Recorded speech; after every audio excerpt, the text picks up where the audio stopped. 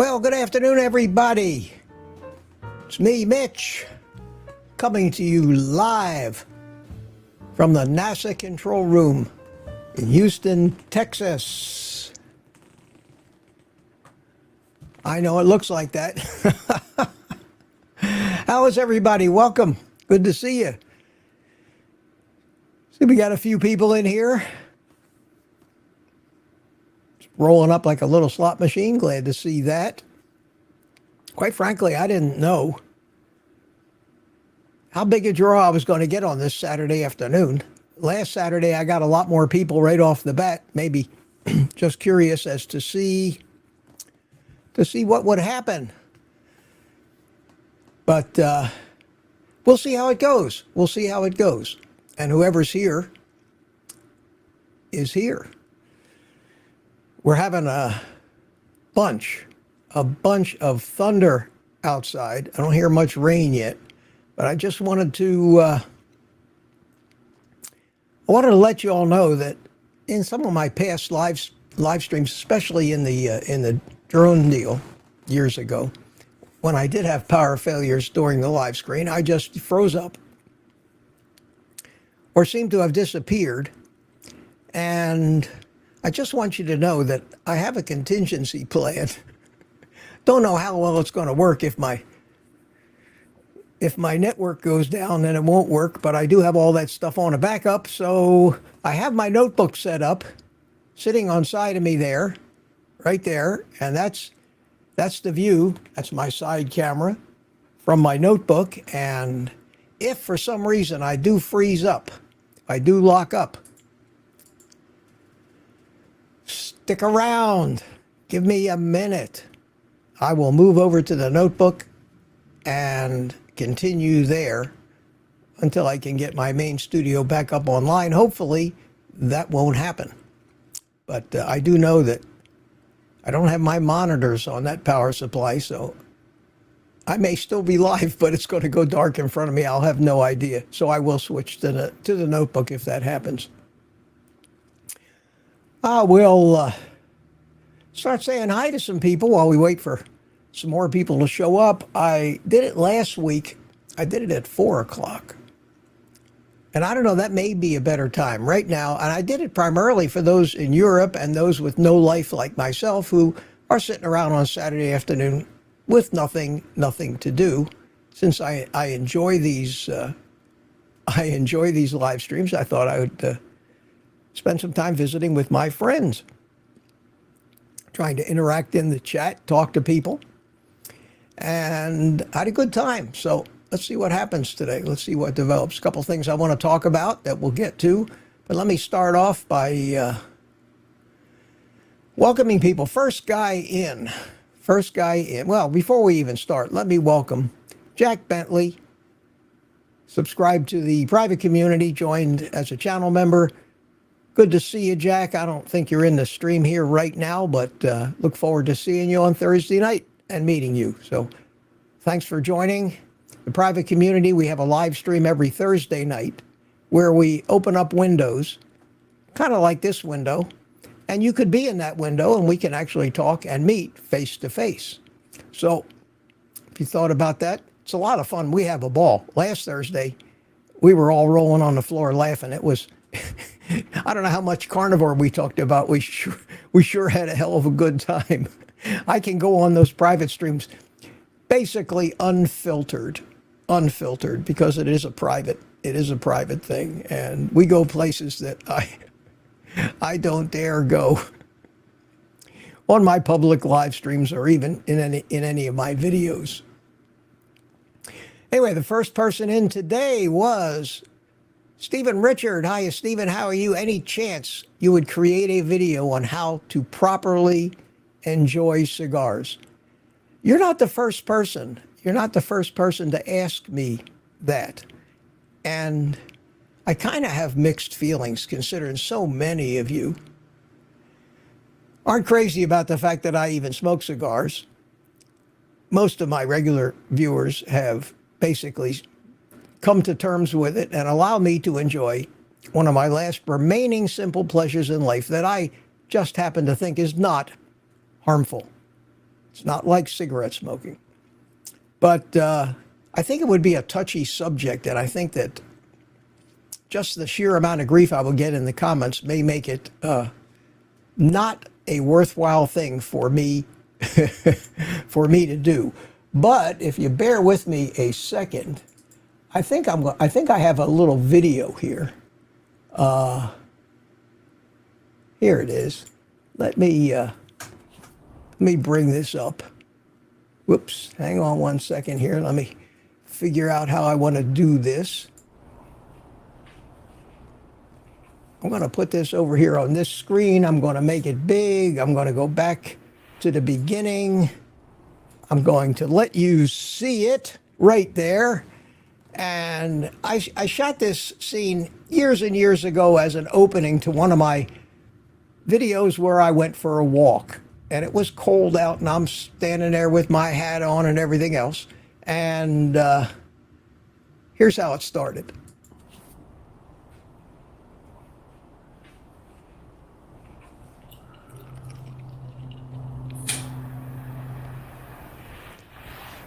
And maybe this will teach you how to light a cigar, if nothing else.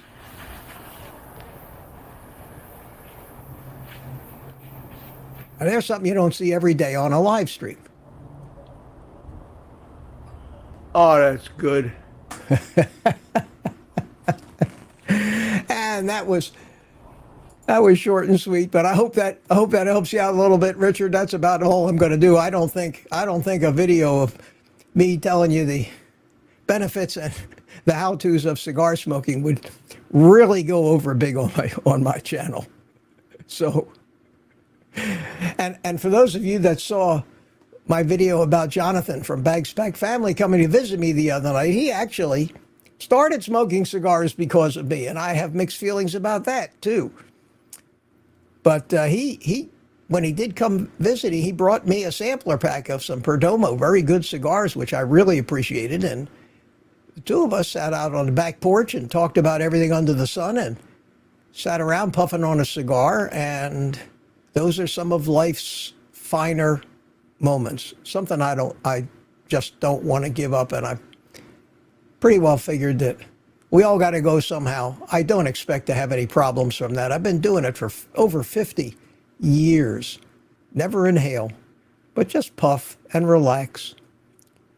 I'm convinced it's actually good for me, but I'm sure there'll always be a debate rising out of that subject. We have Tina here, Tina Schweikerath. Oh, God, I'll get it, Tina. Love the frittata video. We'll be trying that for dinner tonight. Good for you, good for you. And I have decided to re-record the new method that I do it, slightly different. It really came out great. I may do that tomorrow on Sunday. I may make one of those things for my first meal tomorrow, film it, and put that video out tomorrow afternoon. So, in fact, I'm going to do that. Let's make that a definite. You all can look forward to that. Juan Manuel from Chile is here. How you doing? Good afternoon, everybody. It's me, Juan. Richard Williams, my buddy from. You didn't tell us where you were from. How do we know where you're from, Richard? Copper Hill, Tennessee. Dixie Scott is here. Hiya, Dixie says happy Saturday. And Lise Weberg from Denmark. How you doing? Good. You're the people over there in Europe that I'm doing this Saturday afternoon thing for, so that you don't have to stay up all night to watch me. Although I don't know why any of you might stay up all night to watch me, but I thought an afternoon thing would be nice, and went over really well last week. We had a nice turnout, and we're on our way to that now. So we'll see what happens. Aunt B is here. How you doing? How's Andy? I bet you never heard that before. Somewhere on my mixer, I've got a rim shot, but I would have to fumble around to find it, so I won't play the rim shot right now. But good to see you. Thanks for coming. We have from Tampa Bay, which is not Europe, United Carnivore. How you doing, my friend? Good to see you. And he also said, carnivores unite. Yeah, we better unite. We've got a lot of opposition out there. And B says, I accidentally found your live 2 Saturdays in a row. Well, B, that I'm glad you did. Those were the only 2 Saturday lives I've had so far, so you're batting 1,000 on that. And Boyd Lamb said, I be here. Good to see you. Good to see you. Albert Bear is here. Hey, hope you're all having a nice day. Well, I can speak for me, and so far my day has been pretty nice. B Matt, how you doing? It's Saturday again. I'm getting spoiled. I'm glad to help, man. If I can spoil you guys, I'd be happy to do it. And Boyd says, howdy doody, Jack Bentley. And United Carnivore says, question. What is your favorite carnivore meal or dish? Asking for a friend. You know, that's a hard one.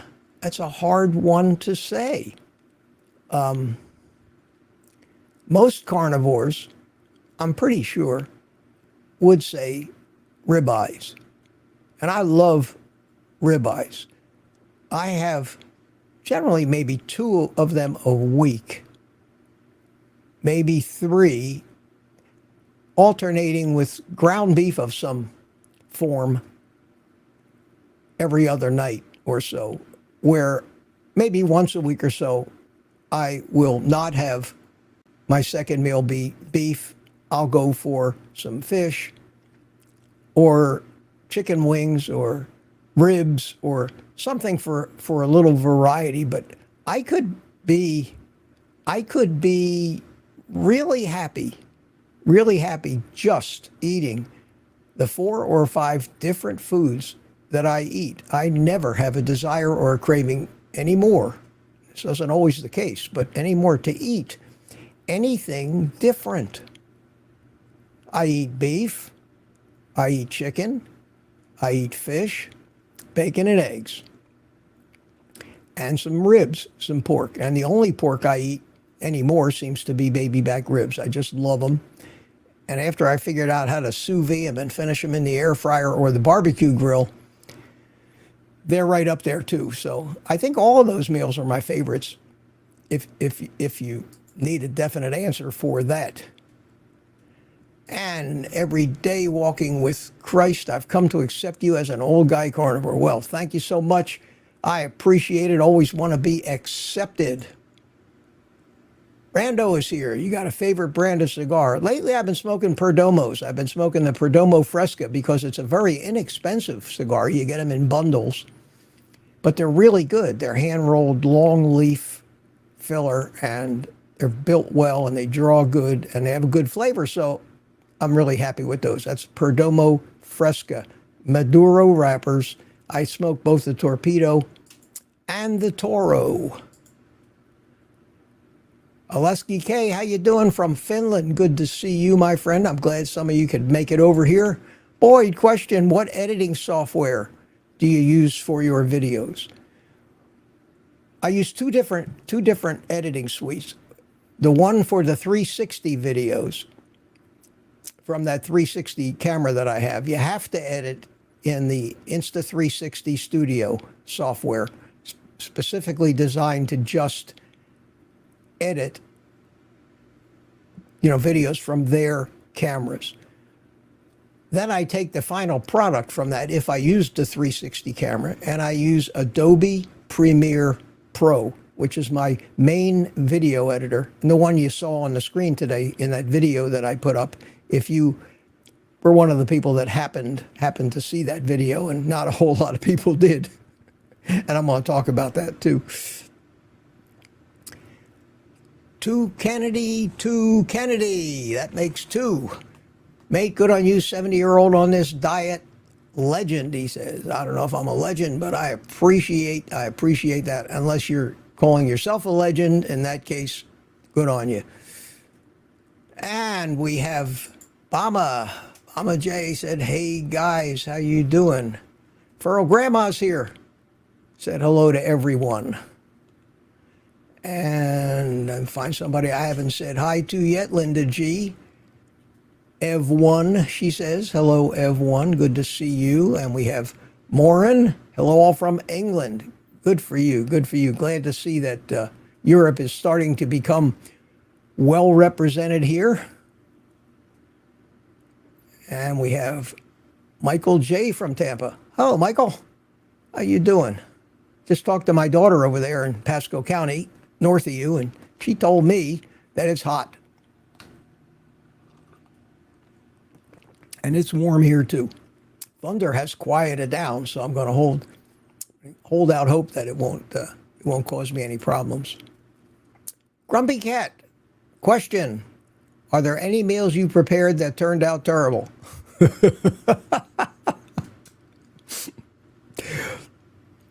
You could probably rephrase that question is there anybody out there that hasn't prepared a meal that turned out terrible? Because if I could find that person, I want to do what they do.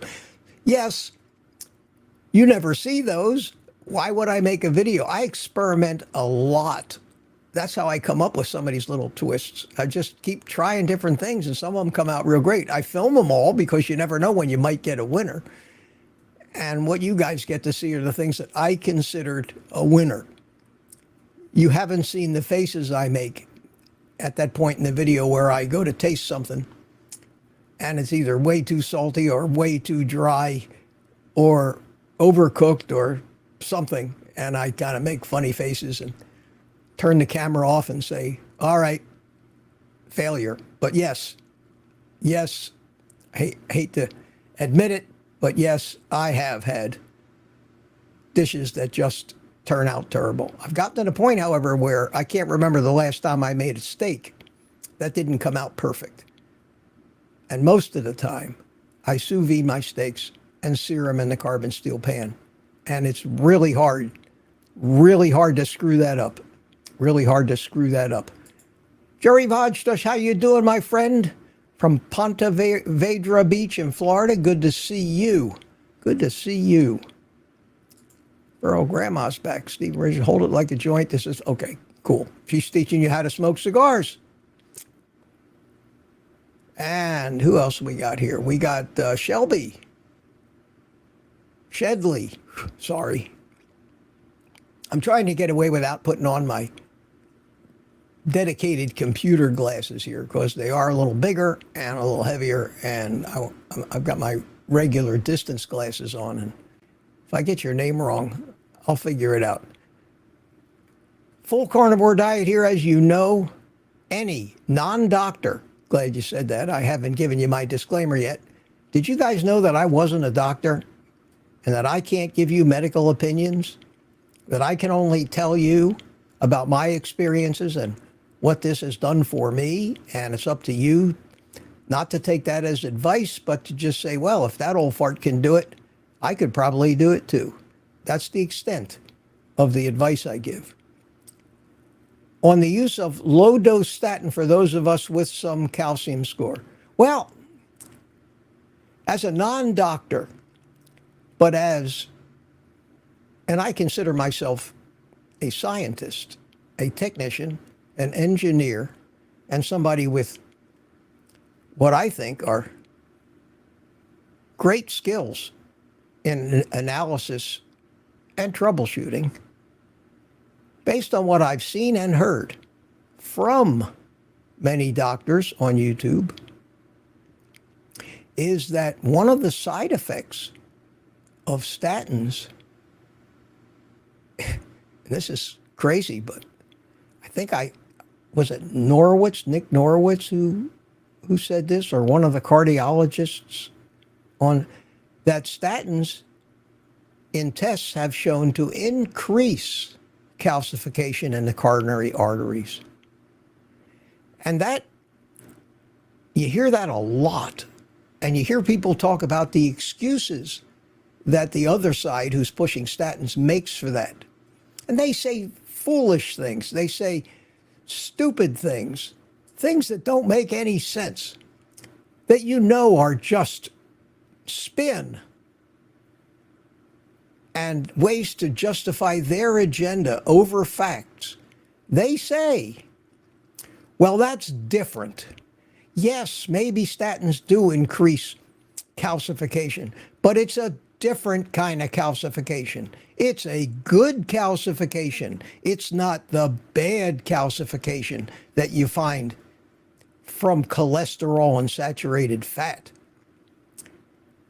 You have to just think about that statement.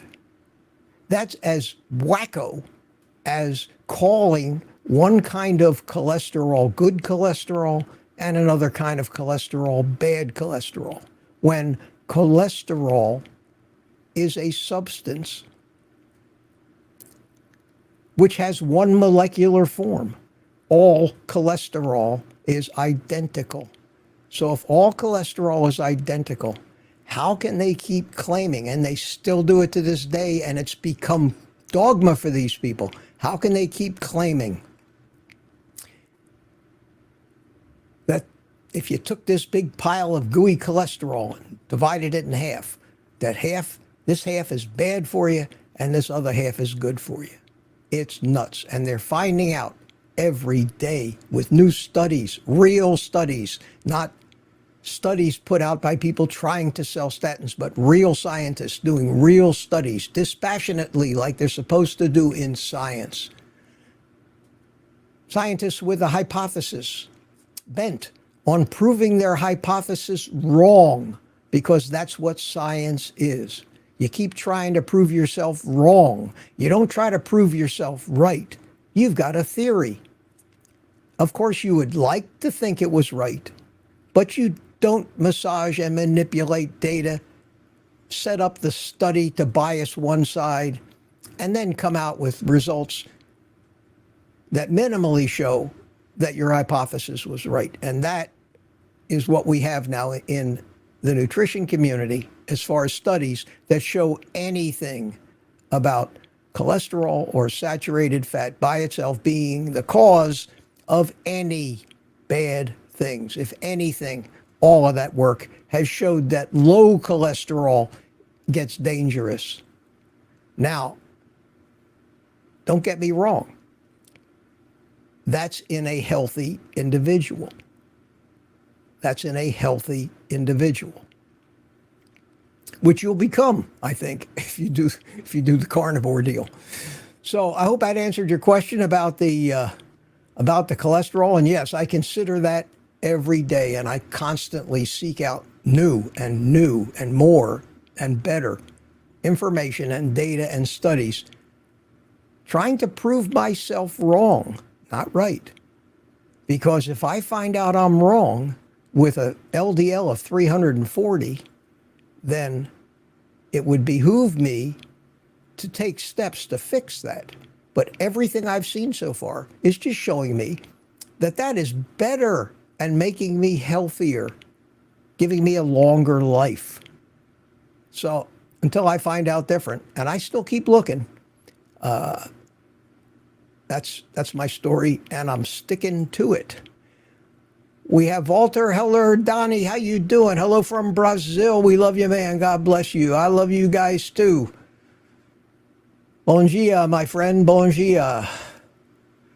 Paul Walden. Hey, from Colorado Springs. Good to see you. Good to see you. And here, Stephen Richard is back. Already said hi to him. Lise is back. Said hi to him. Bama, Lise, Furrow Grandma, Dixie Scott. All you guys I've said hi to.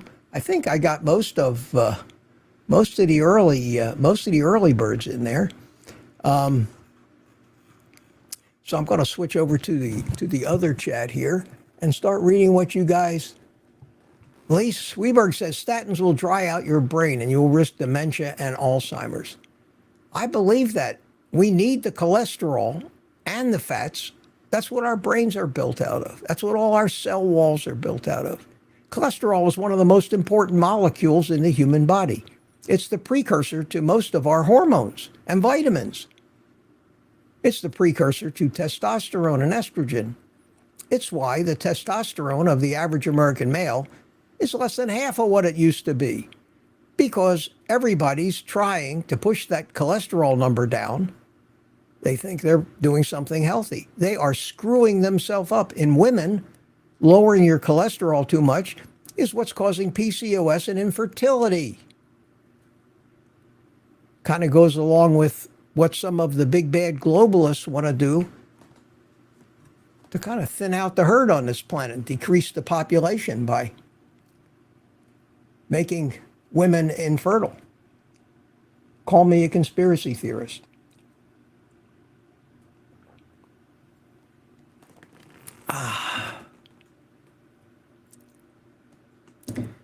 Aunt B says something to me here. She says, any comments?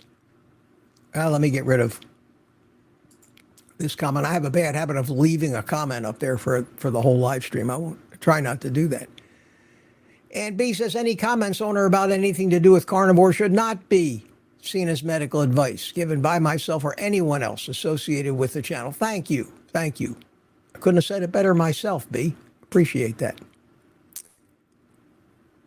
Carb Free for Life is here. Hi, Mitch. Glad to be able to join one of your live shows from the UK. Good to see you. And I can't see where you're from in the UK because YouTube has stuck some crazy heart thing over the top of it. And as that chat goes up a little bit, I will be able to see it. Here it is. Here it is right here. From the UK. Okay, cool. Cool. And that takes me to the bottom of the chat. We got 81 people here. Great, great, that's good. Thank you, thank you. I had a few nervous minutes when I first fired this thing up, when I saw there was one person waiting. And that one person was me. Somebody pop in and pop out, and somebody else would pop in. Usually I have 10 or 20 people chatting away in the chat box during the first 5 minutes of the stream, but it didn't happen tonight. I said, well, maybe there's a big important live stream happening. Maybe there's a big disaster somewhere, or maybe there's something else that has drawn people's attention away from me and my live stream. It appears not. That's great. That's great. Like to see this thing get up to a couple hundred people. Boy, wouldn't that be great? I think the most I ever had on any of these streams, it's been about 175 people, and I think that was my birthday, my 77th birthday live stream, which just was a ball. Just was a ball. So I'll take this little break here right now and take a look at my notes that I made. I guess most of you know that as of today, in the Northern Hemisphere, our days are going to start getting shorter every day. We did it. We hit the summer solstice. We hit the longest day of the year. For those of you down under, you have just hit the shortest day of the year, and your days until December 21st are going to start getting longer every day. So enjoy the daylight. It seems like just yesterday that we had the shortest day of the year 6 months ago. To me, I don't know where the time goes. I don't know how you perceive time, but for me, it flies by. And the older I get, and I think this is a common thing, the older you get, the quicker it seems to pass. The quicker it seems to pass. Keaton Carnivore, thank you so much, my friend. Type 3 diabetes is Alzheimer's, dementia, and type 4 is PCOS, and type 5 is cancer.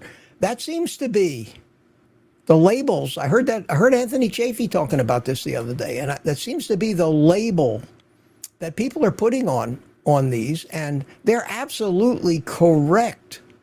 They are all responsible, or I mean, they are all a consequence of the damage that sugar and high insulin does to our metabolism.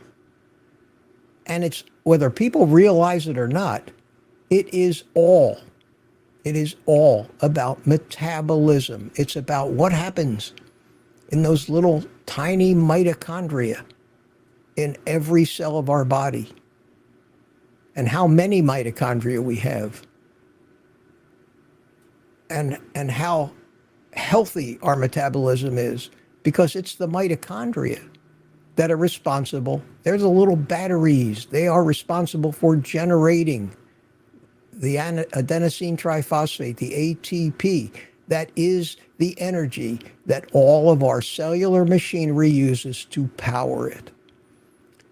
When you become metabolically unhealthy, metabolic syndrome, call it whatever you want, insulin resistance, the number of these mitochondria decrease and they don't function as efficiently, and we go to hell. And that is now being seen as the causes of these diseases of infertility, like PCOS, or in males, low testosterone.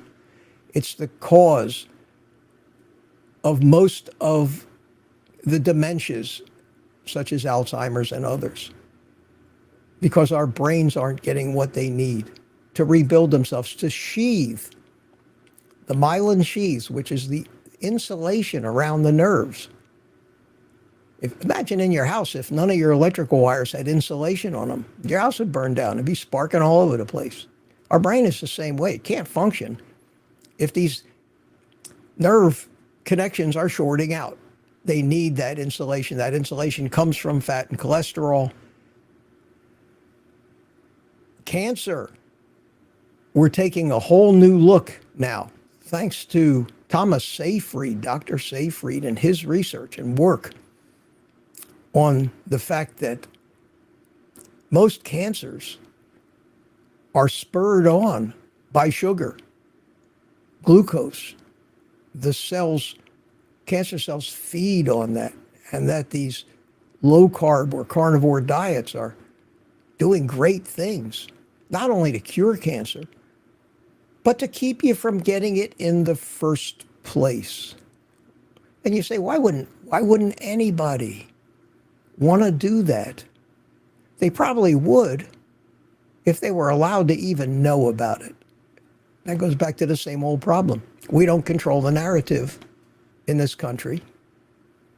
The sugar industry, big food manufacturers, the big pharmaceutical companies, and their lackeys in the government control the narrative and the messaging that we're allowed to see. And that messaging somehow always seems to tell us that red meat is going to cause diabetes and cancer, that we should be eating 5 to 7 servings of healthy whole grains every day.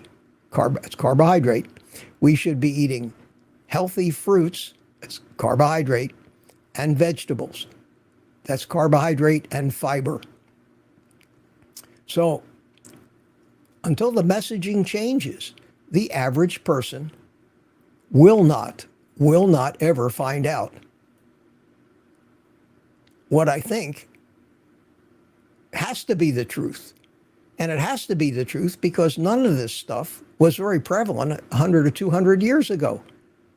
And you have to say to yourself, human physiology didn't just change in the last 100 years to where something that was healthy for us is now deadly. That's impossible. We're running on 50, 100,000-year-old genetics. Now, it doesn't make sense. That was what my video was about today. How it takes the ability to analyze whether something makes sense, whether it's even possible, So, yes, you're absolutely right. You're absolutely right, my friend. Thank you for the super chat. And we have from, here's that name again. It's Asjern. Asjern. I don't know where the B fits in, Knutson, but I can get your last name with no problem. But I'll call you Knutson. How's that? And that's 50. I think that's kroners. Thank you so much, my friend. I appreciate it. Being a fat bastard from Norway, I lost 33 pounds since January eating meat, butter, and eggs. Thanks for being you, Mitch. Thank you so much, my friend. Greatly, greatly appreciated. You know, that's a great cue. And y'all would be really disappointed with me if I didn't offer up at least one shameless plug on this live stream, which I used to hesitate to do, but was encouraged to do so by most of the people that like me the most. And that is to ask for your support for my little channel and my little effort here. And I have two different ways, really, that that you can, if you want to, if I've done you some good. And this is the only reason I would ever want anybody's support. If they say, Mitch, I took your advice and it saved my life, and it cured this, and it fixed that, and I want to do something for you. Well, the biggest way you can help me, really, is use the Amazon links that I have for all that stuff that I use in my cooking and everything else. That doesn't cost you anything. And that's the beauty of it. It's a win-win situation. If you're going to buy something because you want a frying pan like I have or an air fryer like I have, and you want to buy it from Amazon, if you use my link, they actually pay me a little commission. And by itself, it's nothing, but they do add up. They do add up. And it's enabled me to start to be able to actually support myself doing this as a full-time effort. Those links are on my website, oldguycarnivore.com, on a page called Links to Stuff I Use. And you can go through them. And just also keep in mind that if you click on one of my links, it takes you right to Amazon. These don't go to my store or anything like that. It's just a way to get to Amazon. But I get those links from Amazon, and embedded in those links is the information that it came from me. So when you go to Amazon through my link, they know I brought you to the party, and anything that you buy from that point on until you close your browser, end that session, they pay me. So if you go through my link to buy a $7 gadget, even if you don't buy the $7 gadget, if you just look at the $7 gadget when the window opens and you immediately go up to the Amazon search bar and you type in cell phones, I need a new cell phone, and you go buy a cell phone, they consider that to have come from me, believe it or not. And I get the shock of my royal life sometimes when I look at my report from Amazon to see what I'm getting paid for, because some of you continued shopping after you used my links. So if you want to help me and you can't afford it, or you don't want to actually give me money, do that. Do that. It costs you nothing. The prices and the place you get to on Amazon are the same exact thing you'd get to if you hadn't gone in through my link. I think it's great because Jeff Bezos is paying me out of his profits. You're not paying me out of your pocket. So keep that in mind, folks, because that has become, and I admit this to anybody, not that it's a ton of money, but it's more money every month from Amazon at this point, which I never would have believed, than YouTube pays me for making, and the ad revenue generated by the videos I make. Not just more money, a lot more money, because I don't get paid very much from YouTube. None of us do. So I appreciate that. The second thing I did is that buy me a coffee thing, which I got talked into, and it's worked out real well. Of course, it had a flurry of people when I first announced it, and it slowed down, and I expected it to. I don't expect people to go in there and feed me coffee every day, but you can decide whether I think it's in $5 increments, and you can decide if you want to say thank you to me. You can write me a nice note. I always reply to those, and buy me a cup of coffee. Appreciate that too. One can never get enough coffee. So that's my shameless plug. The links to all that stuff are down in the show notes here.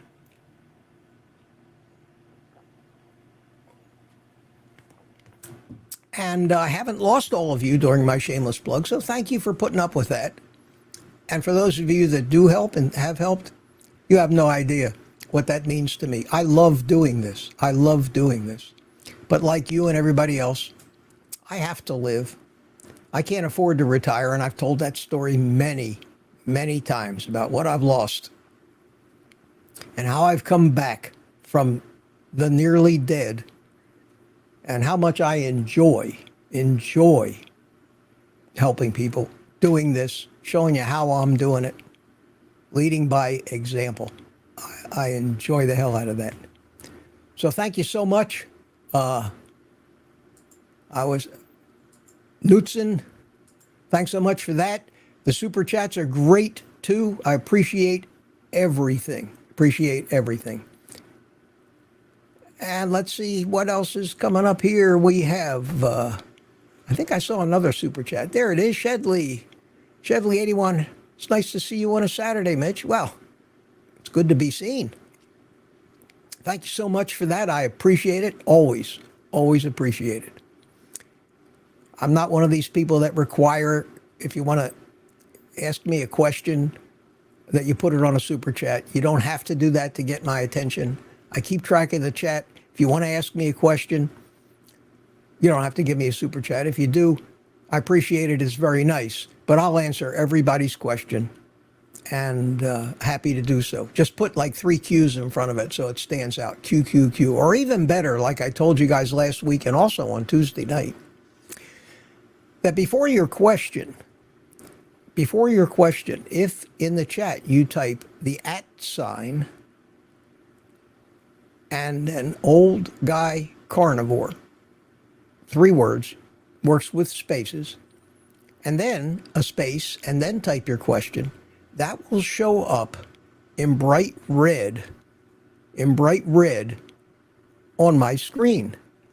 And I'll show you. If you can see right here where I'm circling around with the mouse, Grumpy Cat,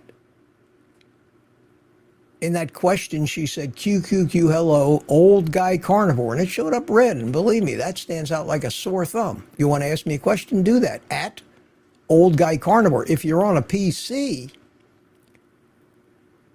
the minute you type @OL, you'll see old guy carnivore will pop up in a little window. And all you need to do is click on it. You don't even have to type all that out. But after you've typed @ and OL, if it doesn't pop up, then you have to type the whole thing out. But on a PC, it will pop up. If I go down here to the bottom, let me turn off this name at the bottom so you see it. Down here, where it says chat, watch what happens. If I type an @ sign and OL, you see how old guy carnivore popped up in that box? And all I would need to do would be to click it, and it fills in the rest of that. And then I can just start typing my message. There's a little trick. So use that if you want to get my attention. That's why I'm here. You know, I don't really come here loaded for bear with stuff to talk about for 2 hours. I rely on you guys to guide me as to what you want to talk about, what you want to hear, what questions you may have. Let me see if I've got any other questions that I may have missed. Let me look over the chat here. We got a super chat here. I think I showed this already. No, didn't show this. This is another one from Knutson over there. Ashjorn, another one. Thank you so much. Feed the sugar, veggies, corn, and grass to the animals so we can eat them later. It's bloody simple. We get healthy and the animals will not complain. That's right. The animals, so many of these animals, especially animals that are not factory raised in a feedlot, but are raised on sustainable farms where they graze, have the best life that, for example, a cow could ever have. They're pampered. They're taken care of. The fields where they graze are always properly grown grass, and the meat that they produce is healthy. They're humanely slaughtered. And they're not unhappy about any of it. They live a great, great life. We can't forget that. We have to keep that in mind. So thank you, my friend. Thank you for that. We got a, I already thanked Shedley. I want to make sure I thank anybody that's kind enough to shoot me a little super chat. Appreciate it. Appreciate it. And we have Keaton Carnivore here. I think I didn't get yours yet either. So where is it? I have to find it in a different chat here. Come on, where is it? Bear with me, folks. I'm busy as a one-arm paper hanger here. That was Keaton. No, I think that was was that the first? That was, oh, okay. No, I see Keaton Carnivore and I see Shedley. Yeah, I was looking at the older one. I still appreciate it. Believe me, still appreciate it. Okay, I start to see my screen lighting up red now. Isn't that cool? See all the red? Look at all the red. That grabs my attention and makes it easier on me to not miss it. Not miss it. I definitely don't want to miss it. So, BMAT, question, Mitch, did you buy the Ninja Foodie 7? Are you going to show us using it? You know, almost. I almost bought it. I have the 6-in-1, which is the identical except it doesn't have the griddle plate, which between you and me, I probably wouldn't use that often. I've got the only thing I would put on a griddle might be a burger or sear a steak because there's not much I grill. And I use my carbon steel pan for that. And if I didn't already have 5, count them, this many air fryers, taking up every square inch of space I have in my kitchen, I would have bought the thing because I'm a gadget freak. I always like to have the latest of everything. I have to have the latest cell phone. I have to have the latest of everything. And I bit the bullet and I didn't order this. And then the price went down to $179. And then, of course, Amazon sends me a little notice because they don't want any of us to miss a trick saying, the price has dropped $20. They know what you looked at. And when there's a price decrease, they notify me every time these things go down in price. They notified me when that Mueller frying pan went down by $10. And I let you know. They notified me when the 7-in-1 Ninja went down by $20. They let me know. And I let you know. And I was tempted to buy it, but no, I didn't buy it. If I have to buy it to make you guys happy, I'll buy it. But my kids don't need air fryers. I don't know what to do. I use my air fryer for a few things. I cook a steak from frozen in it occasionally. I use it for chicken wings, which I eat probably once a week. And I use it to finish different things that I may have sous vide, like my baby back ribs. They come out great that way. 30 to 36 hours in 145 degrees sous vide overnight. And then you throw them in a screaming hot air fryer for like 5, 7, 8 minutes. And God, they came out good. And the one time I showed you, I actually took them outside to the barbecue grill that I never use and finished them on the barbecue. They were fabulous too. But other than that, I don't use an air fryer like some of these Lion Diet guys that eat 2-3 steaks a day. Today for my first meal, I ate salmon that I sous vide at 145 degrees for 45 minutes in a bag with 3 pats of butter in it, which I guess is kind of like butter poaching. And I did something a little different today. After I took it out of the sous vide bag, I seared it quickly on both sides in a screaming hot frying pan. And it was delicious. It was very good. Lee Sweberg, just a test, she says. Good. And Geo Rose 33 tried it, says, well, would you look at that? Yes, it got my attention. It got my attention. And Astor Newton says, you could get a job doing tech.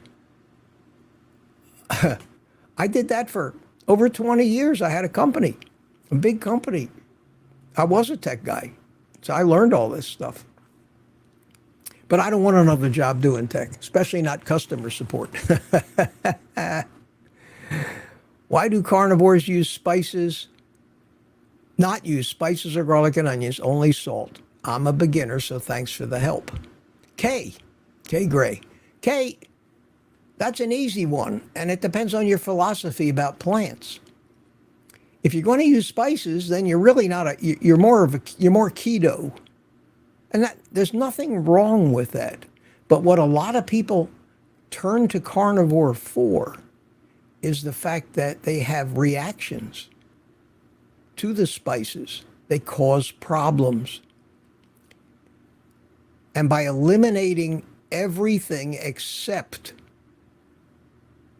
animal products and even dairy in a lot of cases, a lot of those problems go away. If you really can't even comprehend the thought of not having those additional flavors on your food, do it. Do it. I'm not a militant carnivore. This is not a religion to me. This is a practical thing. And nobody really has to be a carnivore if you're not a flaming carb addict and get triggered by virtually everything, or you're not eating a lot of sugar or a lot of carbs, but just a little bit like maybe some, broccoli or Brussels sprouts, or you want to put some onions, but onions have a lot of sugar in them. Onions and garlic and most spices, if not all spices, come from plants. And I'm one to talk because so does this coffee I'm drinking. But this coffee has no calories, causes no cravings. It's black. I tried doing without it and noticed no difference. It causes me no harm. There are those, just as many people say it's good for you as say it's bad for you. So many of the big-time carnivores that I follow, like Ken Berry and Robert Sivas and those, all drink coffee. And I think it's a good crutch and it's a good help if you enjoy it. But there are people who have terrible adverse reactions to it. So it's up to you. Now, I'll tell you one thing that I found, which is interesting. I used to love spices on everything. And to me, to eat a steak without a lot of garlic and that kind of stuff on it, that took away all what I thought was the flavor I enjoyed. But as I started to get used to eating, kind of like getting used to black coffee without the sugar, pretty soon, that black coffee starts to have a great flavor. And you can't imagine ever sweetening it up and ruining that flavor. Same thing with steaks. I only put salt on my steaks. Salt is not traditionally a spice. It's a mineral. So is potassium and magnesium and calcium. It's sodium. And it's necessary. If we weren't getting it in our food, we'd be like a lot of animals and have a salt lick somewhere where we'd go lick it to get that sodium in us. We need that. We don't need garlic. We don't need onions. But we do need salt. Which is why salt enhances the flavor of so many things. That's just nature's way of telling you this is good for you. Back before we got so spoiled by all of these manufactured flavors that people kept coming up with to further addict us to their foods.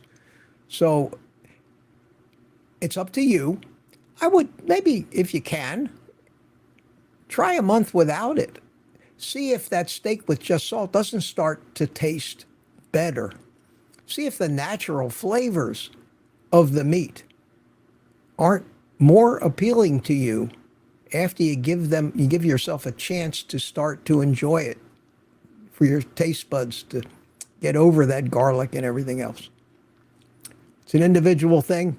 Either way, with or without garlic and a little onion powder, you can still do carnivore and benefit completely from it, as long as these spices don't have some kind of adverse effect on you. And there are people who get deathly ill from those things. People like Michaela Peterson and Scott Peterson, so many other people that found that the only thing they can eat without getting sick is a lion diet, beef, salt, and water, period. See, Rosie's here. How you doing, Rosie? Good to see you. She told me that Kay had a question. I think I just answered that. Lee Sweberg says because they're not carnivore Yeah, it depends on who defined carnivore. I'm a little more relaxed than that, although I still have one strict rule other than my coffee, which I don't eat, I drink. And that is nothing from the plant kingdom is in my diet, period. That's me. There are people who tell me I'm not a pure carnivore because I drink coffee. Well, sorry. I guess I'm not a pure carnivore. Maybe I should change my channel name to Old Guy Not Pure Carnivore. And people are talking to Kay, answering her question, and we have some folks are eating this way as an elimination diet. That's true. I just sent my daughter your Amazon link. Thank you. Thank you so much. Let me find those things where I can put them up on the screen again. Let's see how far down we are. That was Laurel Griffin. Where are you, Laurel?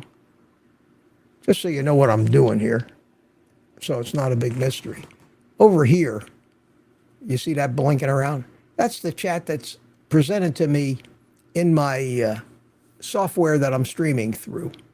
And it's a duplicate of what's over here in the chat that is presented to me by YouTube. I can't click on these and make them show up in my screen, but I can click on these and they show up at the bottom of my screen like that. So it would be much easier if I could click on this one over here, but nothing happens if I click on those. Nothing happens, so I can't click on those. So if I see something over on the left here that I want to show everybody, I have to find it over here on the right. And sometimes that ain't easy.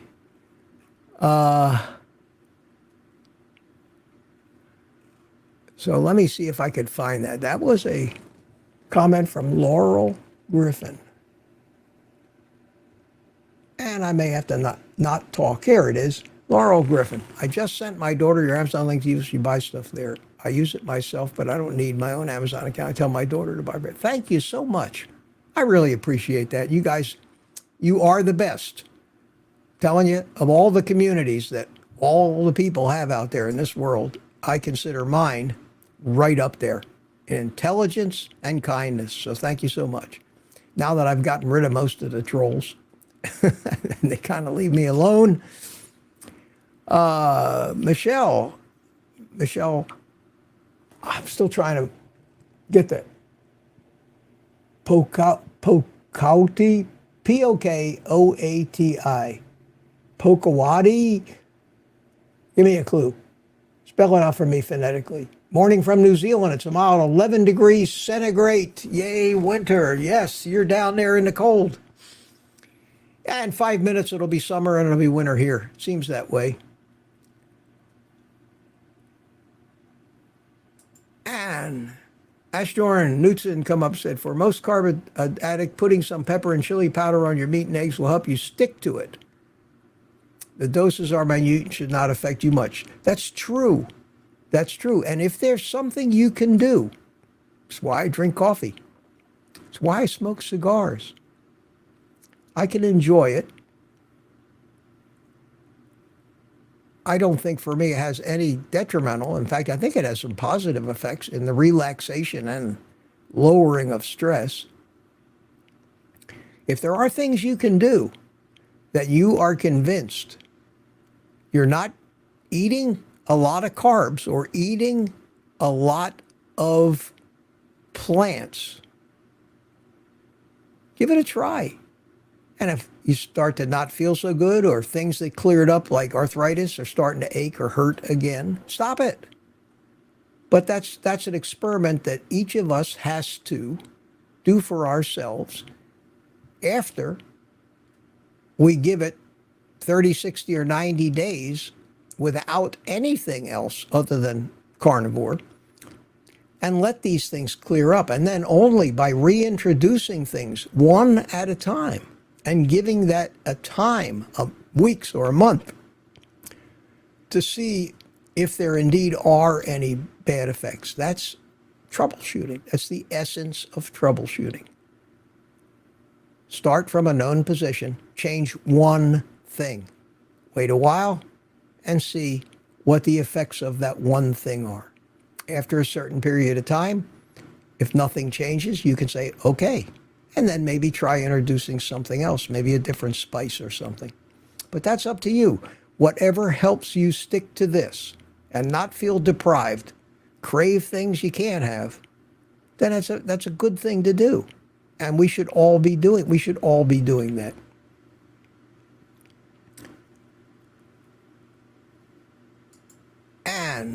And pieces, I eat steak with Redmond salt, no other spices. Yeah, you and me both. I use either pink Himalayan salt or Redmond's salt. Both of them are salts. If you get a good, well-known brand of Himalayan salt, it's clean, comes from good places, and lasts forever. I buy that stuff from Amazon in 5-pound bags. 5 pounds lasts me a year. I thought I ran out of it. I was running out of it, so I bought another one. Now I have 10 pounds of it in my pantry. I'm set for a while. Dixie Scott says Redmond's smoked salt is really good. Smoked salt is great, adds a nice flavor. I don't use the Redmond's. I use the Malden smoked salt. I use it on ribs, and it really, really is good. Although I keep threatening, guys. I keep threatening to get a Traeger. Get a Traeger smoker. I don't know how my neighbors would like living next door to what would smell like a barbecue restaurant, but smoking meats in a smoker with some of these different woods, hardwoods, is, barbecue joint flavor. Just stay away from the rubs and the sauces. That's where all the sugar is. And good meat just needs salt. It doesn't need to have all of that great flavor camouflaged with stuff that tastes like candy. Emma has a question. I'm ketovore and I've had good results, but feel I'm too thin. There are people out there now, Emma, that hate you. That hate you, are telling you to shut up. Can I add a couple of pounds without doing harm? I can identify so well with that. As a guy who was overweight my whole entire life, always fighting. I could put on weight so fast that it made my head spin. The first time, about a year and a half ago, when I got down under 140 pounds, I weigh 138 pounds now. 5'10", light frame. People started telling me, Mitch, you're too skinny. And I started to laugh. That's the first time I'd ever heard that. That was the greatest thing. So I started looking. I said, am I too skinny? And I still have a little subcutaneous fat around the middle where I always carried it. Not a lot. My body fat percentage is probably hovering around 15%. They say when you get older, you should carry a little bit of fat. It's healthier for you than to try to become one of these bodybuilder-looking guys with 4% body fat. But I decided, and this is the point I want to make to you, I decided that I'm not smart enough to dictate to my body what my weight should be. regardless of what I think I might want, what society thinks is what I should want. My physiology is much smarter than that. It constantly changes things to achieve something they call homeostasis, the perfect balance of everything. It regulates your breathing, it regulates your heart rate, it regulates the hormone levels for every purpose in your body. It regulates the concentration of all of the minerals in your bloodstream. And not only does it regulate it, it tightly regulates the sodium and the potassium, calcium levels. It knows, it's programmed, it's learned over eons of trial and error and natural selection what works and what doesn't. And the ideal amount of muscle that we carry is the muscle necessary to accomplish what we need to accomplish on an average day. That's why if you're not working out in the gym 5 days a week, you're not going to look like a bodybuilder. If you start working out in the gym 5 days a week, you'll start to look like a bodybuilder. When you stop working out, your body will say, I'm not using these muscles, don't need them, and you will lose the muscle because it takes energy to support muscle. And why, for example, carry a full tank of gas all the time if you're just driving a half a mile to the store once a week? You don't need to be dragging all that extra weight with you. Same thing about fat. The correct amount of fat on your body and where it's stored is up to your body to be the most efficient, to make sure that you have reserves, but you're not carrying around a lot of weight that you don't need. And there's a complete and totally long explanation, scientific explanation of the programming that actually regulates that. And I don't want to get into that now, but I understand it. So my philosophy developed to the point where I say, my body knows exactly what it's doing. It's not for me to consciously decide I want to put on a little weight or I want to lose a little more weight. I have one, maybe two things I can control. I can control what and how much I eat, and I can control how much I move. That's it. That's what our physiology allows us to control. The rest of it, it does in the background, and it knows what it's doing. The trouble that we get into is when we try to outsmart.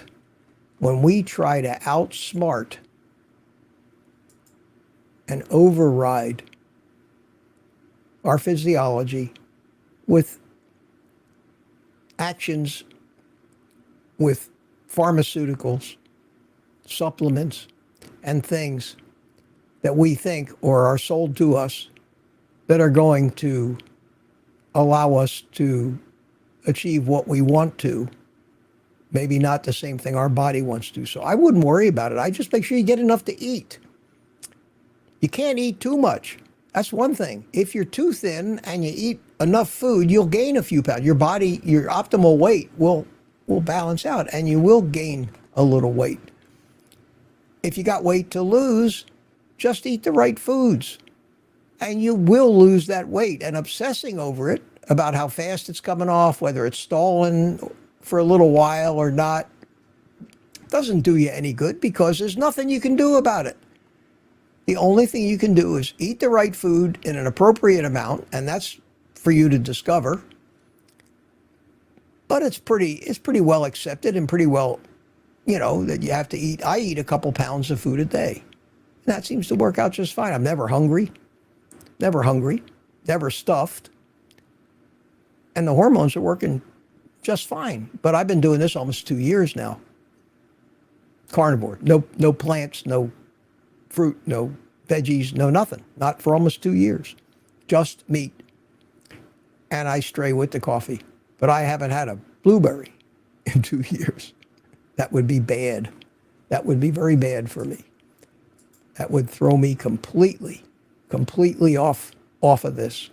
So I hope that answers that question for you. There's no such thing as too much coffee, says Juan. I tend to agree with you. I drink 2 cups of caffeinated coffee in the morning. I may have, like today, a cup of decaf. I definitely like to sip on one through one of my live streams. Even though it becomes room temperature pretty quick, it still tastes good. Where was I? There was another thing I wanted to talk about today.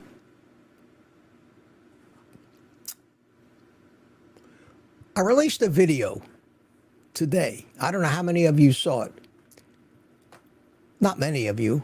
It's the worst performing video that I've put out in God knows how long.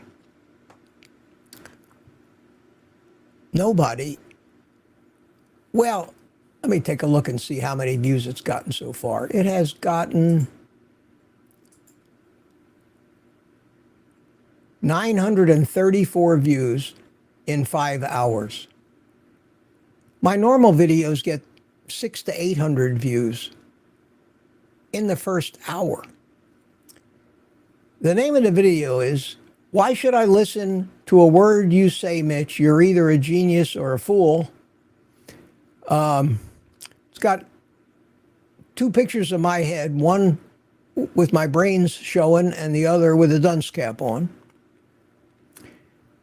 It's a video about how I think, how my brain works, what my philosophy is, and where I come up with the different angles that I talk about and the insights that I have about why things work rather than just what works. And there's 2 things I can talk about on my channel. I can tell you how to cook a steak. I can do all that kind of stuff, and people love those things. I can do like Sean Baker does and some of those other guys and just point out the stupidity. And most of his videos are him sitting, not saying a word, eating a big steak off a big cutting board with a big knife, and having some fool off on the right side for a minute, 2 minutes, maybe 3 minutes, talk about being a vegan, talk about something stupid, and that's his video. And people love that kind of stuff because I guess people just like the reinforcement that the other guy's wrong and what I'm doing is right. And those videos get plenty of views, and they play to people's desire to see things that reinforce their own views. Everybody likes to know that I'm doing the right thing, and here's just more proof of it. And those kind of videos, when I do it, they do well. A lot of people watch them, especially if I do something cute on the thumbnail or the title to catch their interest. I don't do clickbait, but there's a fine line between curiosity and clickbait. The difference is with clickbait, there's nothing in the video that even relates to what the title and the thumbnail are. And that pisses me off when I get hooked into those. So as long as my video is about what I hint that it's about, all's fair, because we do have to attract your attention. That's just the way it is. That's part of being in show business. You have to. The news does it every day. They tell you some ridiculous sounding story, and they don't tell you the story. They tell you, tune in at 11. It's a teaser. And that's what a thumbnail and a title are. They're just teasers to get you to look. We all have to do that, or nobody watches our stuff. A lot of these scientific videos that have scientific sounding titles and pictures of scientific looking things, a very small bunch of people watch them that might be interested in that subject. But people don't gravitate to that kind of thing who don't know anything about the subject already, or who it is, or whose channel it is. Open Mind says, is decaf process worse than regular? Depends on the process they use and how much of it that you actually drink. A small amount of anything is not going to, I don't think it's going to hurt you. And the amount of decaf that I drink, maybe 3-4 cups a week, can't imagine it hurting me at all.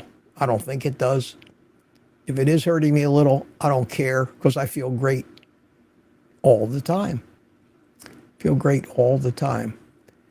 The last red thing I have up there, I had one from Michelle, says, typing not cooperation this morning. Poco pronounced like Pogo with a K. Eddie pronounced like... Oh, she's telling me how to pronounce her name. Okay.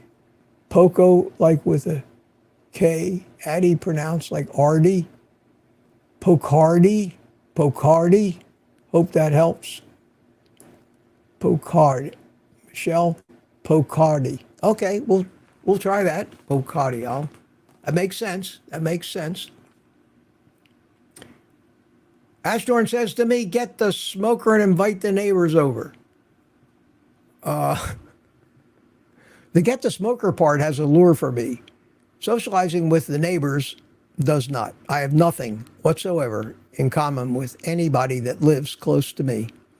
Nothing to talk about with them.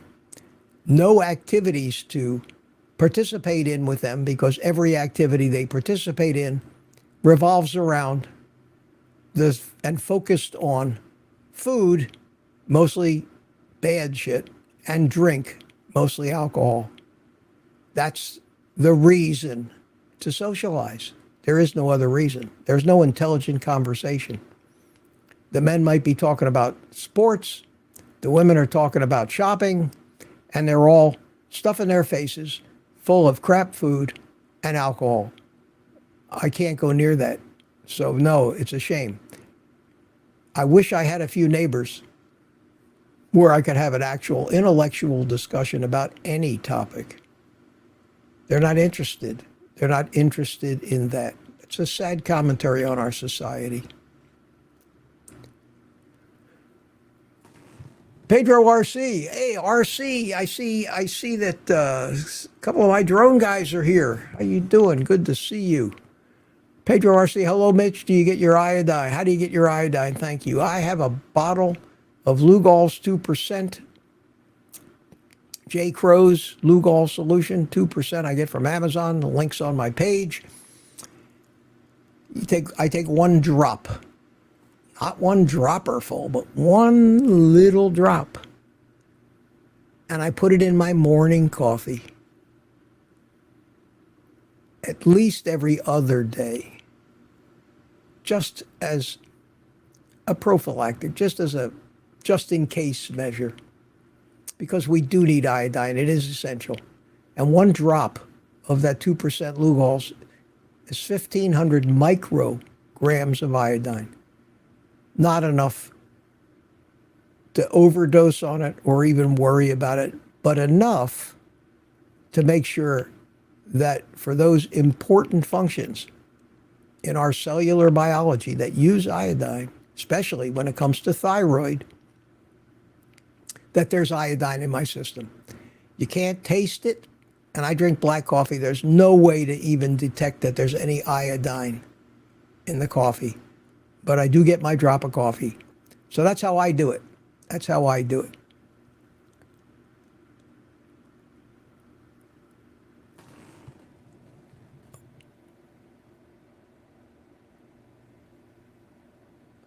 Linda Bragg tells me, she says, hi, Mitch, hope you are doing well, and I know you are. You are absolutely correct. People ask me, hey, Mitch, how you doing? I say, if I was doing any better, it'd be illegal. I always get a laugh with that line. But it's true. It's true. Dixie Scott, coffee ice cream was my favorite. Yeah, me too. Me too. But I loved coffee ice cream. But I haven't had ice cream in over 2 years. Not even the keto or carnivore stuff. Not even Robert Kiltz's ice cream. Not even no sugar ice cream. Not any of that stuff. I don't do any dairy products anymore except butter. And I don't use a ton of butter. I use butter to sear my steaks in, and that's probably the brunt of it. I cook some fish in butter sometimes. If I'm not eating bacon and I just want to cook an egg, I'll cook it in butter. But if I cook bacon first in the pan, I use the bacon grease to cook the egg.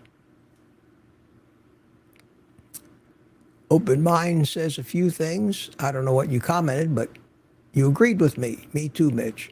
Thank you. I like people that agree with me. Big John's Weight Loss.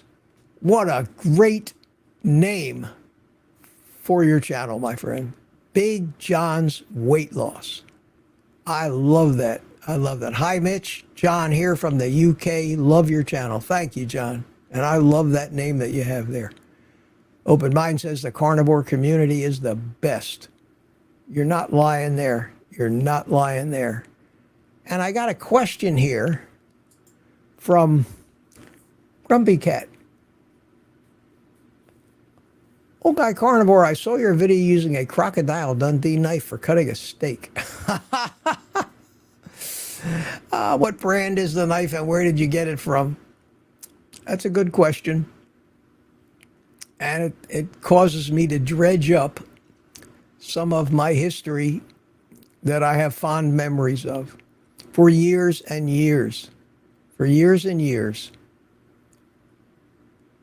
I was a knife collector of handmade art pieces, knives with tremendous gold inlays and engraving, big knives, little knives. I had, at one point, an incredible knife collection, and that was part of what I was saving for my retirement. I had rare knives that some of them were worth a fortune. For 4 years running, I actually put on a knife show in Orlando called the Florida Art Knife Show. And I had the top knife makers from the entire world came and exhibited in my show. And the reason that I put on that show didn't make any money, but I got first crack to buy the finest pieces that all of these guys made. And they always offered them to me first. I was forced, when my businesses went to hell, to sell. And generally, when you have to sell this stuff, you sell it for much less than it's worth. But I lived for years on nothing but selling off my knife collection. And that knife that I use in those videos is a knife, one of the few that I still have. And it's a handmade, one-of-a-kind Damascus chef's knife from a very famous Japanese knife maker. And it's one of my prized possessions that I managed to hold on to. I don't use it a lot, but I use it in the videos because Sean Baker's using big fancy knives, and I'll be darned if Sean Baker can use a big fancy knife, so can I. So can I. And that's where that knife came from. So unfortunately, I can't give you a link to it. And if I could, you would look at me like I was out of my friggin' mind. And you paid what for that knife? Yeah, I know. I know. It's a scary thing. Boyd Lamb wants to know if I play chess. I play chess like everybody does. I play at it. I don't know anything about the game. I know the basics. It doesn't interest me. I could be a chess player, but it's not a real chess player. It has to become one of the main focuses of your life. You have to continue to learn and learn and learn and do it and do it and do it. And my interests go off in so many directions. I don't have the time for that. And I'm that way with all games. I don't play bridge. I don't play cards. I don't play anything. And I don't watch game shows on TV either. So no chess for me. Lee Swyberg, is it? I guess it's Wyberg. That's how you'd pronounce it.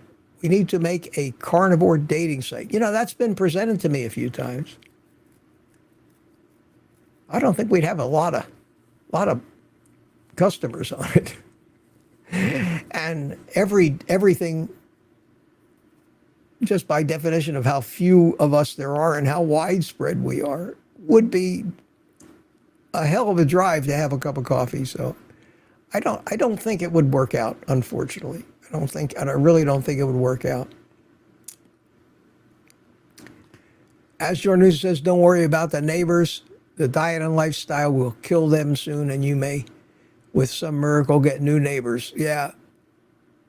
The problem is, when I get new neighbors, it usually goes from bad to worse. So I'd rather just, the ones I got are okay. They don't make a lot of noise. They don't have barking dogs. I'd just as soon stick with them. But, oh, Boyd collects knives. I collect high-end OTF knives. Good for you. Yeah, knife collecting is a great hobby. And people wonder why, women especially, women especially,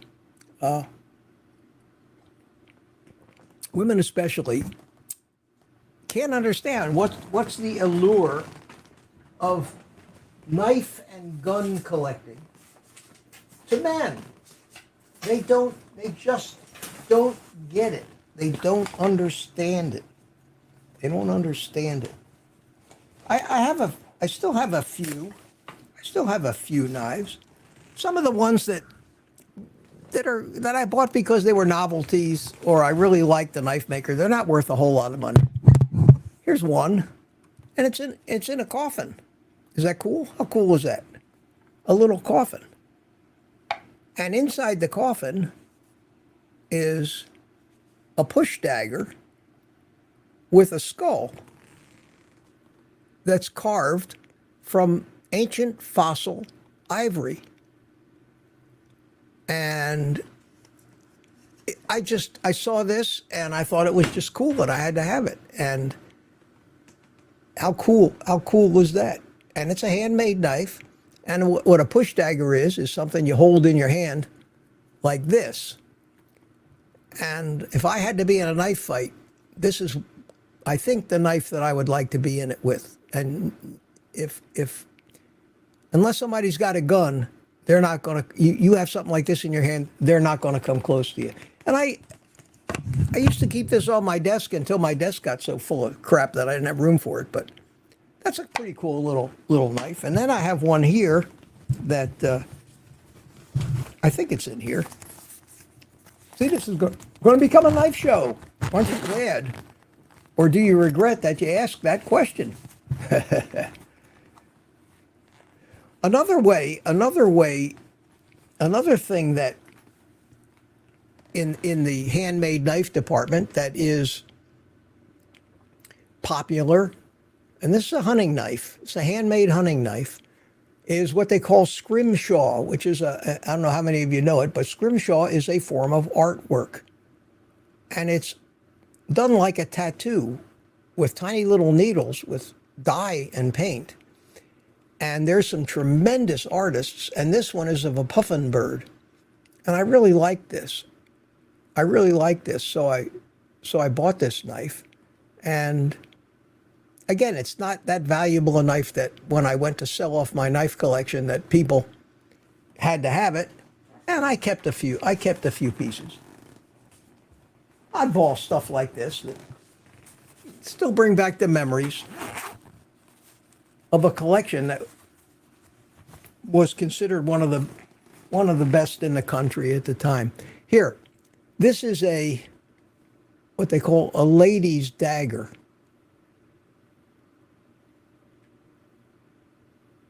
Isn't that gorgeous? That is solid 24 karat gold with diamonds, real diamonds. And these knives are like jewelry. This is all handmade. It's got an ebony wood handle, and that's just one little knife that I kept. But the level of craftsmanship in these handmade knives, one-of-a-kind knives, and the materials that are used are fabulous. And it's a fascinating and tremendous hobby. And men like it because knives are weapons. Knives are weapons, and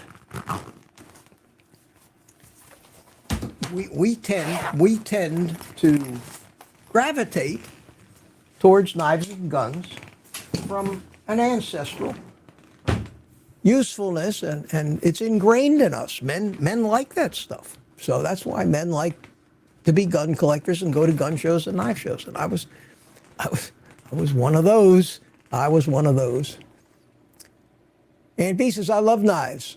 I have spread my collection around, keeping a half dozen. You too. It's amazing. You know, I tell somebody something about myself that they didn't know, and I find out I've got tons of people out there who have the same interest.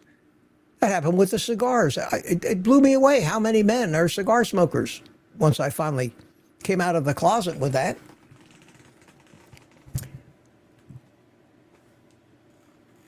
Let's see where we are in the chat here. We have Linda Bragg says, very fancy for sure, beautiful. Boyd likes it. Sweet, he says. And B says, keep that in your petticoat, ladies. Well, that's what those things were for. Genuine Impulse says, per weirdness of collecting knives, I used to be a photographer and was called in to photograph a guy who collected pens. I had zero idea that anyone would have $100,000 in pens in 1990. Yes, that's a whole nother thing. Pen collectors, handmade pens, some of them 20, 30, 50,000 bucks. They have shows. They have shows where 100 pen makers will come and exhibit their stuff and fly from all over the world. And these high-end collectors who spend this kind of money buying pens from famous knife makers, because the name of the knife maker is very important. That helps determine the value of the knife and its value as a collectible. Watches, watch collecting dwarfs. Knife collecting, gun collecting, and pen collecting. Watch collecting. There are watchmakers in this world, famous watchmakers, who hand make timepieces that take them 6 months to a year to make, that sell for $500,000, $1 million, $2 million. Fabulous, fabulous works of art. It is incredible. It's incredible what people do. And me, for some stupid reason, the more expensive a hobby was, the more I was attracted to it. The more oddball a hobby was, the more it was something like, I need to be doing things that very few people do. It's why I flew turbine jet engine powered model airplanes. Nobody did that. It's why I collected knives. It's crazy. I seem to, I don't know if that's a blessing or a curse, but that's why I maybe gravitated to carnivore, because I'm a contrarian. I see how everybody else is going, and I do it about face and go the other way most of the time. In this case, I think it was right. I think it was right. Dixie Scott says a good stiletto can poke an eye out. You can poke out more than an eye with those things. You can poke an eye out with a pencil. Ashtorn again, thank you so much. Some more kroners. Bet Milani would love that knife for prenup negotiation.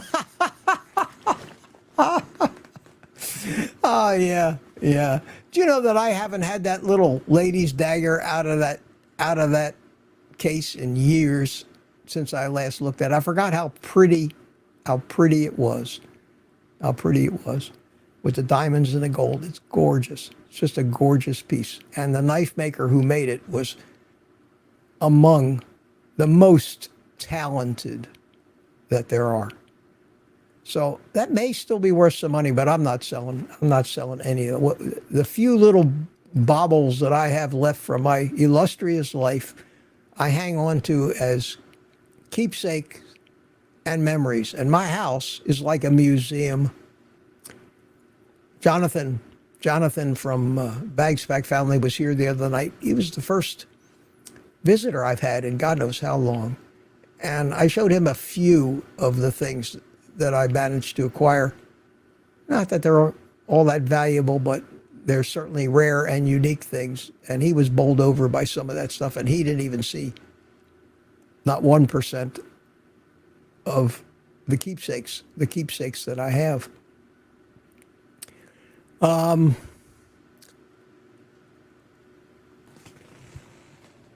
Anyway, thank you again, Ashtorn, for the super chat. And Open Mind says all collectors are cool for whatever the collection. It's true. And why? What is it? I thought about this many times. What is it that drives us to collect things? There's a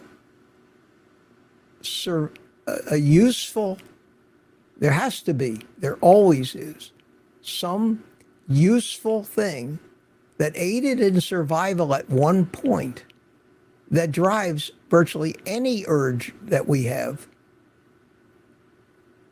Comes from the same places that addiction comes from. Feral Grandma, thank you so much. Where is it? There it is. Thank you so much. I appreciate that. I like sharp things. Have a long dirk with my initials on it and a Raider-sized Damascus. Super, super. For those of you that don't know what Damascus is, it's layered steel. And the way they make them is they take and they put different kinds of steel. Some steel that has higher carbon and some steel that has more nickel and lower carbon. And they forge weld them together. Then they hammer them out flat. Then they fold them over again. And they forge weld them together. Then they hammer them flat again and fold it over again. And keep doing that until they end up with a piece of steel as thick as a knife blade that may have 100 or more layers of these different kinds of steel. Then they either forge or grind the knife out of that steel. And at that point in making the knives, when you look at it, you don't see the layers. But those layers are there, and those layers have different amounts of carbon. And when you acid wash that blade, the higher carbon steels turn dark, and the higher nickel content steels stay shiny silver, and the pattern pops out at you and you see all the layers. And because of the way you folded it all over or twisted it or done other things, those patterns turn out to be amazingly unique, and no two handmade Damascus knives are alike.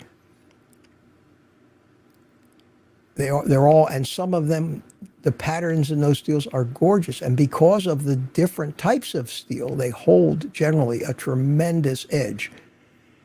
Japanese swords, which are considered the finest swords on the planet, are all made with layered steel.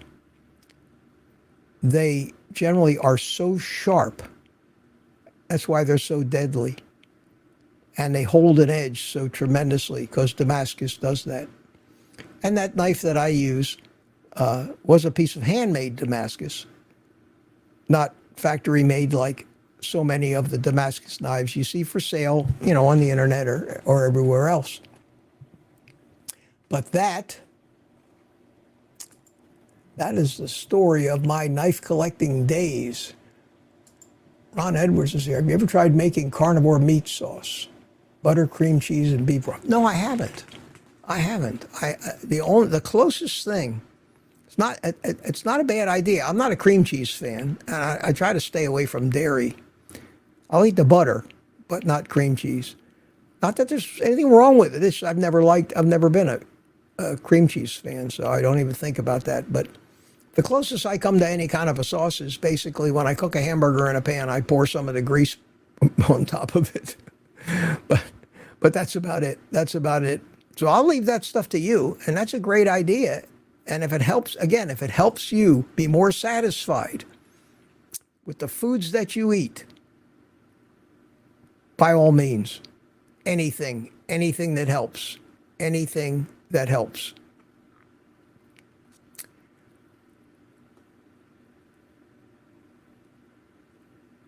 And you're talking to each other.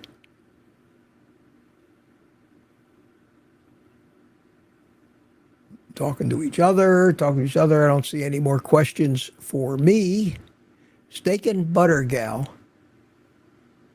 has a great in the oven meatball dish that has those things in them. I think that's correct. I think a lot of people do put cream cheese and other things into meatballs and meatloaves. I tend not to.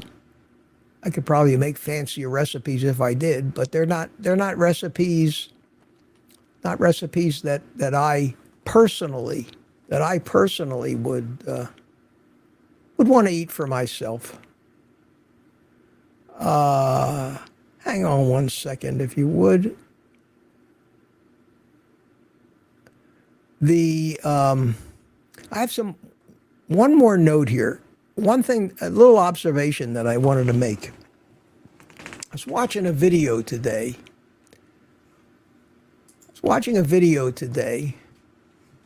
On a channel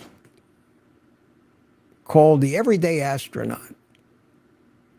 And this is a guy that has a channel, talks about rockets in the space program and mostly SpaceX stuff. And he's become like one of Elon Musk's favorite guys. He actually even has a place on one of these future missions in the Starship. I don't know where it's going or what, but he has access to Elon Musk. And there was a video, it was about an hour long, where Elon showed him around Boca Chica in all the new Starship factories that he's building there. It's friggin' incredible what that guy has accomplished. Now, I have been an admirer of Elon Musk, not only as a businessman, not only as an engineer, but as a human being in general. It's very rare for somebody with his money, and if I'm not mistaken, he is the richest man in the world. That's pretty good. I followed him. When he bought Twitter to try to unwoke it and get it out of the censorship and everything else, his stance on free speech. I admired the hell out of him for that, even though it might not have been a great deal for him. It turned out to be a nightmare deal, but he did it. And it left X, which used to be Twitter, it left that as a platform that doesn't play the same silly games as Facebook and even YouTube. He's somebody that I think is one of the most brilliant men alive today. And there aren't too many people that will disagree with me considering what he's accomplished. So I watched this video today. I don't know how old he is, but he's not old. I could look it up, but I don't know. Mid to late 40s, early 50s. And I watched this video today, and I'm going to show you, I'm going to get it up on the screen here. I'm going to show you a picture.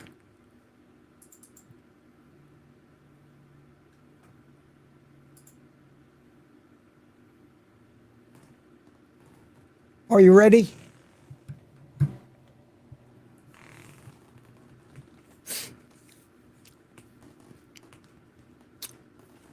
What's wrong with that picture?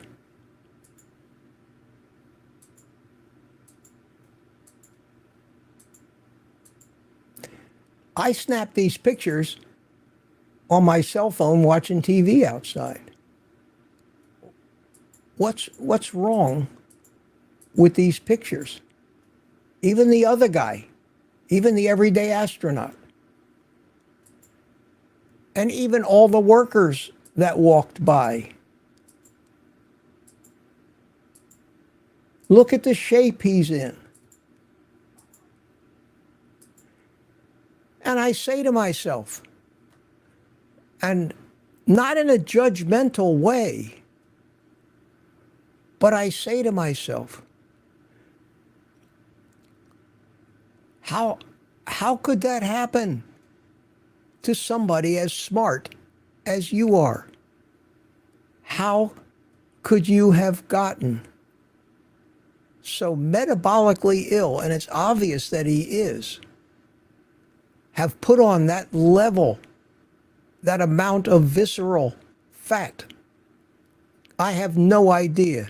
No idea what shape he's in, what his health is, what he eats, what his blood work looks. I have no idea. I only have that picture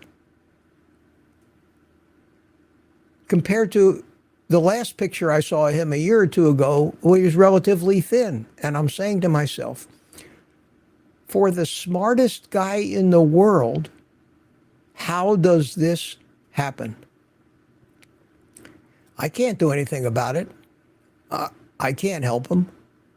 Nobody. He has to want to help himself. But I said to myself when I saw this, I said, I wouldn't want anything for it, but I would like 15 minutes in a room with him alone to present some information for him to consider that might give him another 10, 20, 30, maybe even 40 years of a good, healthy life. Because clearly, and sadly,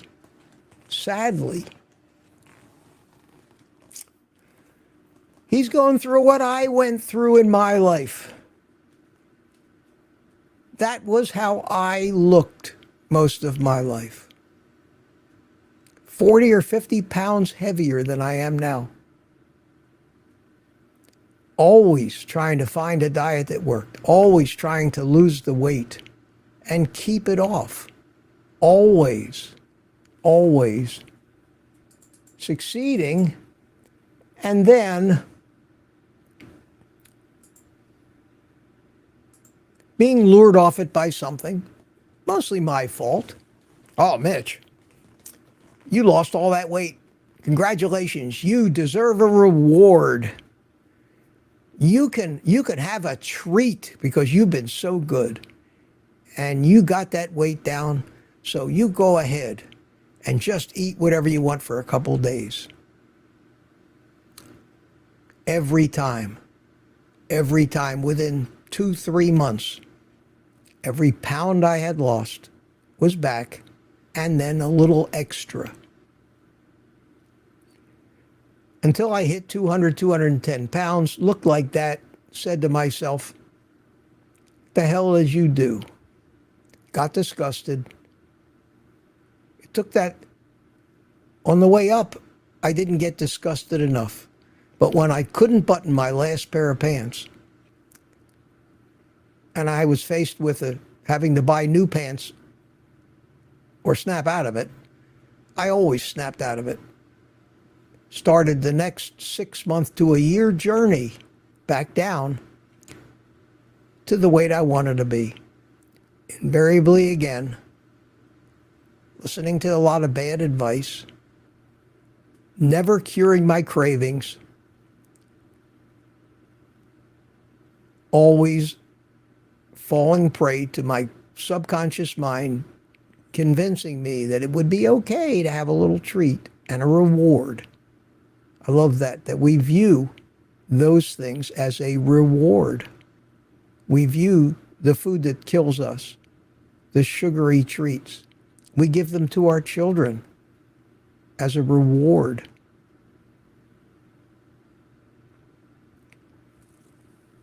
We don't know. They don't want us to know either. and it's frustrating. So me and a few other people on YouTube that do this carnivore stuff, we keep ranting and railing about it for two reasons. Number one, to keep convincing ourselves that it's working, and we do that every day, and to share the message in hopes that maybe one day the right person will come along who's famous enough, has influence enough, connections in high places enough to put the word out. The best we got right now that fall into that category that come to mind are Joe Rogan and Jordan Peterson. And I'm sure most of you would have guessed those were the two names that I was going to come out with. And yet, even with all of the talking about it that they do, nobody knows about this. So we keep doing it. I'll keep railing and ranting and trying to figure out what my audience might want to see. Trying to keep it interesting. That's the hard part. Not just doing the same thing every day. Not just being a talking head. Trying to be entertaining, because if you're not entertaining, nobody wants to watch you. Once they've heard your message, that's all you got to offer them. They're done. They disappear. People only continue to watch somebody that entertains them. So I appreciate that, guys. You do bring out my inner clown, which I try to exercise. I try to be funny. My video today was not funny. My video today was deadly serious.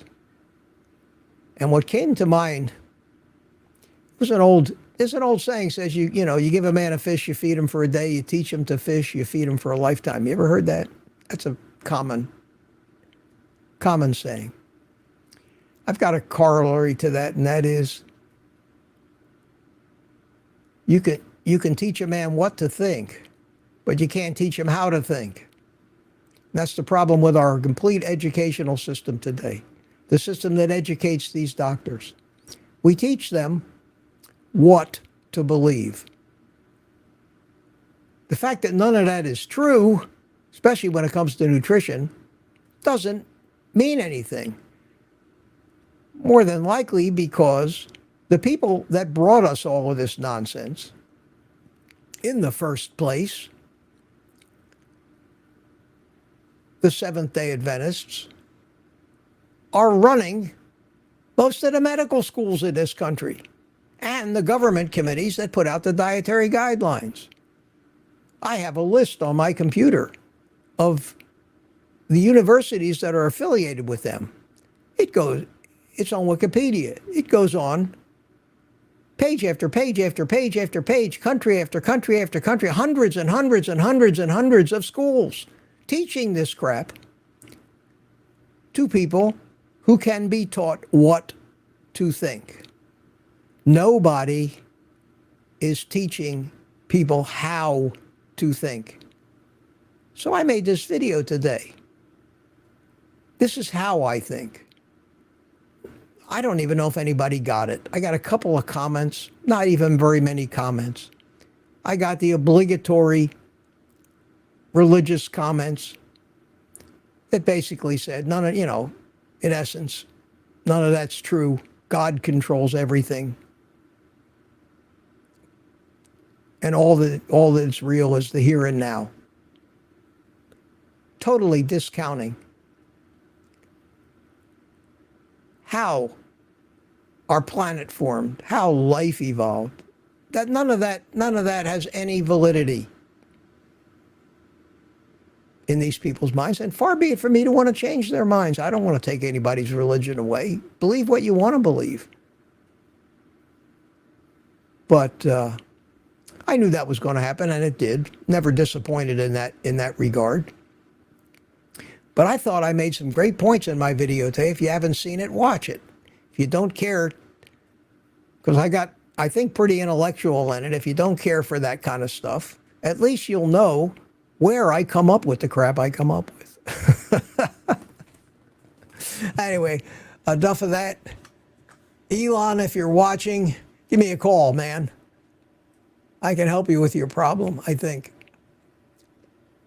That'll never happen. Grumpy Cat says, thanks, Mitch, for live streaming and chatting with us, and eat meat. I think everybody's getting tired of me. The viewer count is dropping. It's almost 5 o'clock. I've been at this for 2 hours. I'm still going, but I think we're going to call it an afternoon. Let me see if I missed anything. Just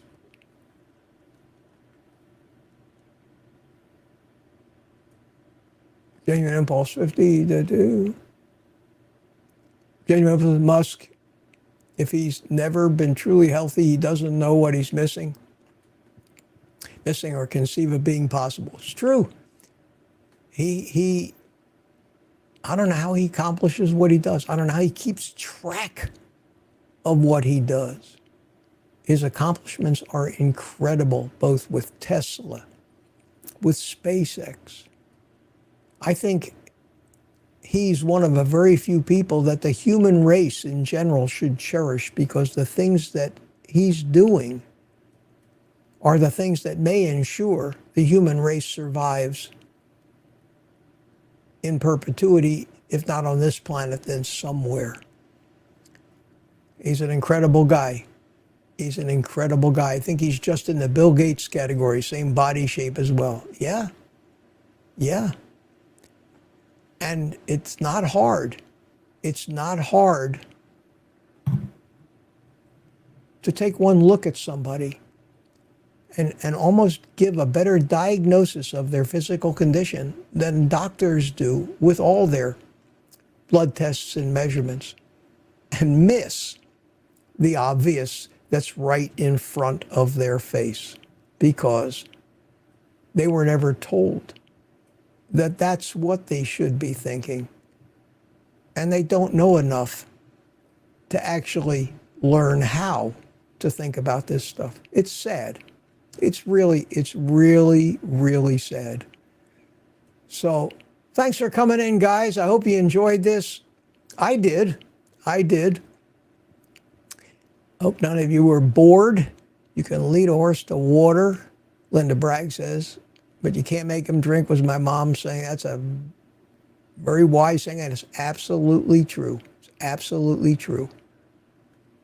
And while the horse isn't drinking, he'll be giving you all the reasons why he's not thirsty.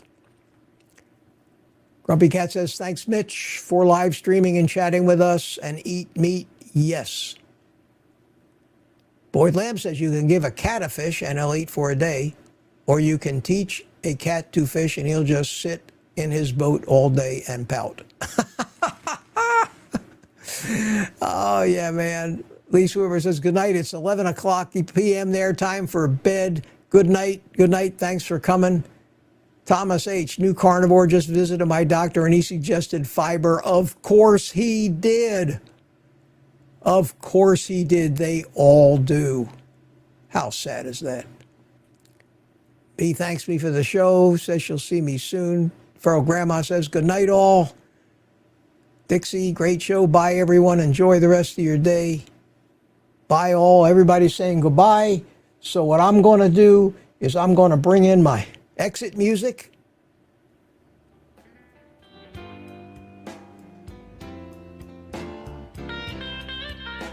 And thank you all so much for coming. Been a pleasure. Been a pleasure, my friends. I will see you all on Tuesday night at 8 p.m. for my regular evening live stream, and on Thursday at 7 p.m. for the private community chat, and unless something interrupts me, in a video every day about something that I hope is useful. And with those final words, you know the drill. Take the rest of the day off and eat meat.